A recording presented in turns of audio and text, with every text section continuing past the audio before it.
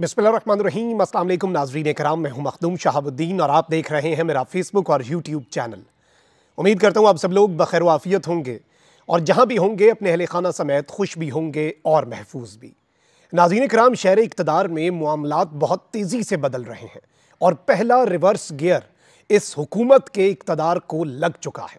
बहुत बड़ी पेशरफ्त है, पाकिस्तान तहरीक इंसाफ के लिए बहुत बड़ी और अच्छी डेवलपमेंट है। हुकूमती कश्ती जो है वो इस वक्त डूबती हुई नजर आ रही है और इसके साथ ही साथ आज़ाद कश्मीर में जो मामलात चल रहे हैं वो अब यूं लग रहा है कि सेटल तो हुकूमत कर रही है और 100 प्याज और 100 जूते इस हुकूमत के नसीब में हैं। उस हवाले से डिटेल्स भी आपके सामने रखनी है।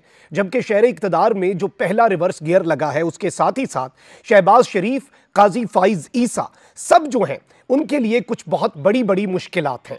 इस सब के अंदर अडियाला जेल में जो मैंने खबर अब से कुछ घंटे पहले दी उसकी तस्दीक हो चुकी है। कैदियों से मुलाकात पर 3 दिन की पाबंदी लग गई है, लेकिन इमरान खान ने अडियाला जेल से कुछ पैगामात भेजे हैं और ये पैगामात इस निज़ाम को, जिसे कहते हैं ना कि गिरती हुई दीवार को एक धक्का और दो, तो ये उसी के मुतरादिफ है इमरान खान साहब के बयानात। ये सारी चीज़ें एक एक करके आपके सामने रखते हैं। अगर अभी तक आपने इस वीडियो को लाइक नहीं किया तो लाइक ज़रूर कर लें। आपके लाइक्स और कमेंट्स हमारे लिए बहुत ज़्यादा अहमियत के हामिल हैं, क्योंकि हमारे चैनल्स को रिपोर्ट किया जाता है। कुछ लोगों को हमारा तर्ज सहाफ़त पसंद नहीं है, वो नहीं चाहते हमारी आवाज़ ज़्यादा लोगों तक पहुँचे, तो इस वीडियो को लाइक कर दें और ज़्यादा से ज़्यादा कॉमेंट करें ताकि वो असर ज़ाहिल हो सके। सबसे पहले नाज़रीन इकराम, खबर यह है कि कश्मीर में हुकूमत और अवामी एक्शन कमेटी के मुतालबात की मंजूरी से मुतल्लिक एक मुआहिदा जो है वो फाइनली सामने आ गया है। चीफ सेक्रेटरी आज़ाद कश्मीर के मुताबिक ऑल जम्मू कश्मीर अवामी एक्शन कमेटी के तमाम मुतालबात मान लिए गए हैं और मुतालबात की मंजूरी से मुतल्लिक मुआहिदा भी तय पा गया है। आज़ाद जम्मू कश्मीर में इंटरनेट सर्विसेज को बहाल कर दिया गया है और आज़ाद कश्मीर में हुकूमत ने आटे की कीमत में कमी और बिजली के नए निर्ख के नोटिफिकेशन भी जारी कर दिए हैं। नोटिफिकेशन के मुताबिक ये कीमत सारी जो है नई जो है वो सामने आ चुकी हैं।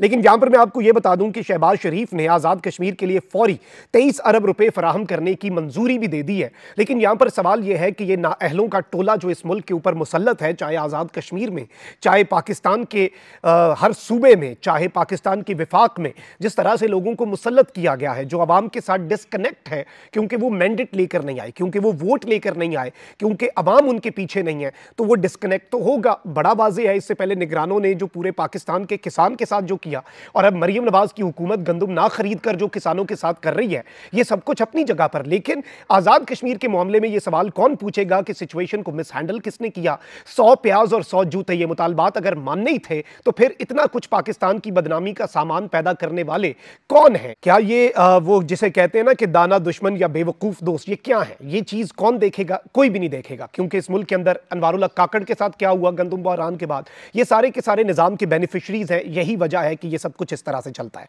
लेकिन वहीं दूसरी जानिब शहबाज शरीफ को पहला बड़ा चैलेंज, नवाज शरीफ साहब दोबारा से मुस्लिम लीग नून की सदारत संभालने के लिए पर तोल रहे हैं, तो वजीर आजम शहबाज शरीफ साहब जो है उन्होंने पार्टी की सदारत के ओहदे से इस्तीफा दे दिया है। ज़राए के मुताबिक शहबाज शरीफ ने मुस्लिम लीग नून की सदारत से इस्तीफा दे दिया है, जिसके बाद पार्टी की मरकजी मजलिस आमला का इजलास 28 मई को तलब कर लिया गया है। ज़राए के मुताबिक नून लीग के सेक्रेटरी जनरल एहसन इकबाल ने तमाम अरकान मजलिस आमला को इजलास का नोटिस इरसाल कर दिया है। ज़राए का कहना है कि पार्टी समझती है कि शहबाज शरीफ हुकूमती मसरूफियात की वजह से पार्टी पर पूरी तवज्जो नहीं दे पा रहे, लिहाजा पार्टी को मुल्क भर में फाल करने की जरूरत है। ज़राए ने बताया कि पार्टी की मरकजी मजलिस आमला के इजलास में साबिक वजीर आजम नवाज शरीफ को शहबाज शरीफ की रिप्लेसमेंट के तौर पर सामने लाया जाएगा और शहबाज शरीफ साहब जो हैं उन्हें माइनस कर दिया गया है बाज़ाब्ता तौर पर। अब हुकूमत से वो कब माइनस होते हैं, यानी डिप्टी वजीर आजम भी उनके ऊपर लाकर नाफिज कर दिया गया, मुसल्लत कर दिया गया, पार्टी की सदारत भी शहबाज शरीफ साहब से ले ली गई है। तो शहबाज शरीफ साहब जो हैं वो इस वक्त कोई ज्यादा अच्छे दिन उनके वैसे ही चल नहीं रहे। वहीं दूसरी जानिब काजी फाइज ईसा साहब जो है उन्होंने एक केस है सहाफियों को हरासा करने का केस, उसकी समाअत की और कुछ चीजें इसके अंदर थी, लेकिन काजी साहब ने रिमार्क्स बड़े दिलचस्प दिए। काजी साहब ने केस की समाअत के दौरान रिमार्क्स दिए कि गलत खबर पर कोई मुआफी तक नहीं मांगता और ना ही ये कहता है कि हमसे गलती हुई, जबकि हम कुछ करते नहीं तो इसका ये मतलब नहीं कि हम पर बस पत्थर फेंकते जाओ। अब ये मुझे नहीं पता किसके लिए मैसेज है, सहाफियों के लिए मैसेज है या क्या, क्योंकि सहाफियों को हिरासा करने का ये केस था, लेकिन काजी साहब ने अपना दुखड़ा जो है वो भी यहां पर आवाम के सामने रख दिया है। और इस सब के अंदर दरखास्त गुजार ने जब कहा कि अगर आपकी सरपरस्ती होगी तो हम FIR कटवाएंगे और सारे मामलात जो चल रहे हैं सहाफियों के। काजी साहब ने कहा कि टीवी पर बैठकर हमें दर्स दिया जाता है कि अदालतों को कैसे चलना चाहिए, पहले हम पर बमबारी की जाती है, फिर पेश होकर कहते हैं कि केस ही नहीं चलाना, मुल्क को तबाह करने के लिए हर कोई अपना हिस्सा डाल रहा है, सच बोलने से क्यों डरते हैं? अगर मुल्क को तबाह करने में हर कोई अपना हिस्सा डाल रहा है तो इस सब के अंदर जुडिशरी कहां पर खड़ी है? ये जवाब काजी साहब ने नहीं दिया। और सच बोलने के लिए आप साजगार माहौल फराहम करेंगे तो सच बोलना तो हम चाहते हैं और बोल भी रहे हैं अपनी अपनी कैपेसिटी में, और उसकी पादाश में जो कुछ बर्दाश्त करना है वो भी हम बर्दाश्त कर रहे हैं। अब आप देख लें इस मुल्क के अंदर क्या सूरत हाल है।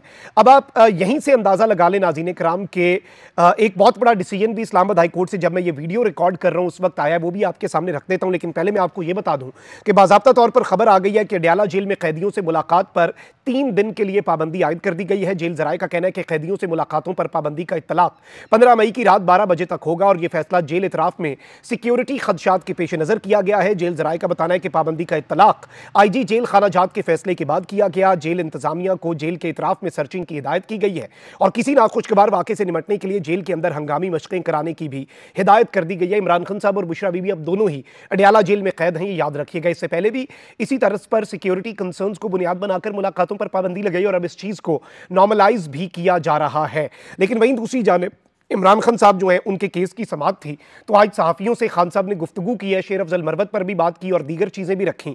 तो इमरान खान साहब ने कहा है कि शेर अफजल मरवत को कई मरतबा समझाया कि पार्टी पॉलिसी की खिलाफ वर्जी ना करे, वो हर दूसरे दिन किसी न किसी पार्टी लीडर पर चढ़ाई कर देता था। इमरान खान साहब ने कहा कि सऊदी वफ्द के दौरे के मौके पर शेर अफजल मरवत ने मुतनाज़ा बयान दिया। इमरान खान ने कहा कि शेर अफजल मरवत ने पार्टी के लिए बहुत काम किया लेकिन उन्हें पार्टी पॉलिसी की बार बार खिलाफ वर्जी नहीं करनी चाहिए थी, वो अब भी पार्टी पॉलिसी के मुताबिक चले तो कोई इशू नहीं है। इस मौके पर सहाफ़ी ने सवाल पूछा कि क्या आप शेर अफजल मरवत को बुलाएंगे मुलाकात के लिए, तो खान साहब ने इसका जवाब नहीं दिया। अच्छा, इसके साथ ही साथ इमरान खान साहब ने कुछ और बातें भी कही हैं। एक तो इमरान खान साहब ने कहा कि पहले कश्मीर और फिर गिलगित बल्तिस्तान में हमारी हुकूमतें गिराई गई, पहले गिलगित और अब कश्मीर में लोग अपने हुकूक के लिए बाज़ाब्ता तौर पर खड़े हो चुके हैं। फिर खान साहब ने यह कहा कि मैं आज पेशगोई कर रहा हूं कि इनसे जून जुलाई में मुल्क नहीं संभाला जाएगा। जैसे गिलगित के अंदर लोग अपने राइट्स के लिए निकले, आज़ाद कश्मीर के अंदर अपने राइट्स के लिए निकले, तो अब सवाल यह है कि क्या पूरे पाकिस्तान के अंदर यह सब कुछ होने जा रहा है? खान साहब ने यह पेशगोई क्यों की? खान साहब ने कहा कि बजट में टैक्सेस, गैस, बिजली के बिलों में इजाफे पर तनख्वाहदार तबका बाहर आएगा। मैं आज पेशगोई कर रहा हूं कि जून जुलाई में ये मामलात इनसे संभाले नहीं जाएंगे। अब ये एक बहुत बड़ी डेवलपमेंट है और एक बहुत बड़ी स्टेटमेंट है former prime minister of Pakistan जनाब इमरान खान साहब की तरफ से। अब जरा इस्लामाबाद हाई कोर्ट के हवाले से मैं आपको यह बता दूं कि चीफ जस्टिस आमिर फारूक साहब जो हैं उन्होंने ऑर्डर लिखवाते हुए सलमान अकरम राजा साहब से मुकालमा किया। एक केस चल रहा है जो अदालत के अंदर, आपको पता है कि एहतसाब अदालत के जज ने इमरान खान साहब को जो इदारे हैं उनके सरबराहान से मुतल्लिक बात करने से रोक दिया और साथ साफियों को कहा कि अगर ऐसी बात वो करते भी हैं तो आपने रिपोर्ट नहीं करना। अब ये समझ नहीं आ रही कि इस मुल्क में फ्रीडम ऑफ एक्सप्रेशन और बाकी चीजें कहां पर जाएंगी अगर एक जुडिशियल ऑर्डर इस तरह का दे दिया जाए। तो अब इस्लामाबाद हाई कोर्ट में आज समाअत थी। इस्लामाबाद हाई कोर्ट ने अडयाला जेल समाअत के दौरान एहतसाब अदालत की जानिब से लगाई जाने वाली मीडिया रिपोर्टिंग पर मशरूत पाबंदी को खत्म करते हुए मीडिया को जेल अदालती कार्रवाई मुकम्मल तौर पर रिपोर्ट करने की इजाजत दे दी है। यानी एहतसाब अदालत के जज का फैसला जो है वो इस्लामाबाद हाई कोर्ट ने उड़ा दिया है। अडयाला जेल अदालती कार्रवाई मीडिया जो देखे शफाफ और फेयर तरीके से रिपोर्ट कर सकता है। इमरान खान की दरखास्त पर चीफ जस्टिस आमिर फारूक ने ऑर्डर लिखवाते हुए सलमान अकरम राजा से यह मुकालमा भी किया और यह एक बड़ी अहम तरीन डेवलपमेंट है। अब जरा आ जाते हैं हुकूमत को रिवर्स गियर। एक तो शहबाज शरीफ साहब की जो पावर है उसे दूसरा रिवर्स गियर आज लग गया, उनसे इस्तीफा ले लिया गया नून लीग की सदारत से। अब हुकूमत के लिए बहुत बड़ा धचका है और काजी साहब की एक्सटेंशन का प्रोग्राम शेर अफजल मरवत की जुबान में प्रोग्राम तो बढ़ गया, क्योंकि बड़ी डेवलपमेंट ये हुई है कि इलेक्शन कमीशन ने सुप्रीम कोर्ट के फैसले पर 77 इजाफी मखसूस नशिस्तें मुअत्तल करने का नोटिफिकेशन जारी कर दिया है। मरता क्या ना करता, करना ही पड़ना था, जितने मर्जी इनके मंसूबे होते। इलेक्शन कमीशन के नोटिफिकेशन के मुताबिक इलेक्शन कमीशन ने इजाफी 77 नशिस्तों की जो अरकान है उनकी रुकनीत मुअत्तल कर दी है, जिसमें कौमी असम्बली से इजाफी मखसूस नशिस्तों पर 22 मुंतखब और 3 अक़लियती अरकान की रुकनीत मुअत्तल कर दी गई है। खैबर पख्तूनख्वा असम्बली से इजाफी मखसूस नशिस्तों पर 25 मुंतखब और 4 अक़लियती अरकान की रुकनीत मुअत्तल की गई है। पंजाब असम्बली से इजाफी मखसूस नशिस्तों पर मुंतखब 27 और 3 अक़लियती, जबकि सिंध असम्बली से मखसूस नशिस्तों पर मुंतखब 3 और 1 अक़लियती रुकन की जो रुकनीत है वो मुअत्तल की गई है।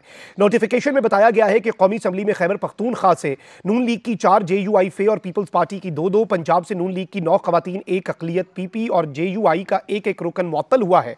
और इस सब के अंदर सुन्नी इत्तेहाद काउंसिल ने ये नशिस्तें जो हैं ये दीगर जमातों में इनकी बंदर बांट जो है उसे चैलेंज किया था और पहले मरहले में ये जो सीटें माले गनीमत के तौर पर इन्होंने दे दी थी वो रिवर्स हो गया और अब आगे उम्मीद ये है कि ये सीटें वापस पीटीआई को मिल जाएंगी, क्योंकि पहला रिवर्स गियर लग चुका है और ये सारी की सारी नशिस्तें जो हैं वो अब बाज़ाब्ता तौर पर, बाकायदा तौर पर वापस आ चुकी हैं। अब इन सारी की सारी डेवलपमेंट्स को अगर हम एक उसमें इक्वेशन में डालें और हम देखें तो ये आपको समझ लग जाएगी, क्योंकि मैं पिछले व्लॉग में आपको बता चुका हूं कि किस तरह से रेहाना डार साहिबा जो हैं उनकी दरखास्त के ऊपर भी नोटिस जारी हो चुका है। ये जो ख्वाजा आसिफ की सीट है, लाहौर हाई कोर्ट के जो इलेक्शन ट्रिब्यूनल्स हैं उन्होंने भी काम शुरू कर दिया, और अगर तो ये सीटें वापस हो जाती हैं तो जुडिशरी पर लोगों का एतमाद भी बहाल होगा और इस इक़्तिदार में, चाहे वो तख्ते लाहौर है या तख्ते इस्लामाबाद है, एक बहुत बड़ा डेंट लगेगा और ये एक ऐसा क्रैक होगा इनके इक़्तिदार के ताबूत में, एक ऐसा कील होगा कि इसे ये सस्टेन करना इन सब के लिए, मैं आपको ये बता रहा हूं एंड मार्क माय वर्ड्स, बहुत ज्यादा मुश्किल हो जाएगा आने वाले दिनों के अंदर। हम जिस तरह से चीजों को